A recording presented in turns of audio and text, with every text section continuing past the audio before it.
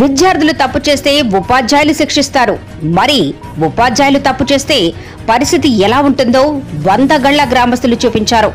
కర్నూలు జిల్లా కోసిగి మండలం వందగల్లు గ్రామంలో 10వ తరగతి చదువుతున్న లంకా రామాంజనేయులు కృష్ణమ్మ దంపతుల కుమార్తె అదృశ్యం కావడంతో ఆ అమ్మాయి అదృశ్యానికి వ్యాయామ ఉపాధ్యాయుడే కారణమని, చదువు చెప్పవలసిన గురువు ప్రేమ వ్యవహారం నడిపి అమ్మాయిల భవిష్యత్తు పాడు చేస్తున్నాడని ఆగ్రహించిన గ్రామస్తులు గ్రామంలోని పాఠశాలలో ఉన్న ఉపాధ్యాయులను గేట్లు మూసి పాఠశాలలోనే బంధించి హెచ్ఎంను తమ కుమార్తె ఎక్కడని నిలదీశారు. పాఠశాల హెచ్ఎం పోలీసులకు ఫిర్యాదు చేయగా పోలీసులు వచ్చి గ్రామస్తులతో చర్చించి ఉపాధ్యాయులను విడిపించారు. అయితే వ్యాయామ ఉపాధ్యాయుడిని పోలీస్ స్టేషన్ కు తరలించే సమయంలో వందల సంఖ్యలో గ్రామస్తులు పోలీస్ జీప్ ను అడ్డుకొని గంట సేపు వరకు పోలీస్ జీప్ ను ముందుకెళ్లనివ్వకుండా వ్యాయామ ఉపాధ్యాయుడికి దేహశుద్ధి చేశారు.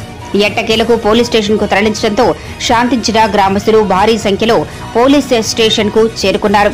Kosigi police station regular SI కడపలో జరుగుతున్న సీఎం సభకు బందోబస్తు నిమిత్తం వెళ్లడంతో కౌతాళ మండలం ఎస్ఐ నరేంద్ర కుమార్ రెడ్డి సంఘటనా స్థలానికి చేరుకుని విద్యార్థిని తల్లి ఫిర్యాదు మేరకు మిస్సింగ్ కేసు నమోదు చేసి పూర్తి వివరాలు శనివారం తెలియజేస్తామని గ్రామస్తులను శాంతిపరిచారు.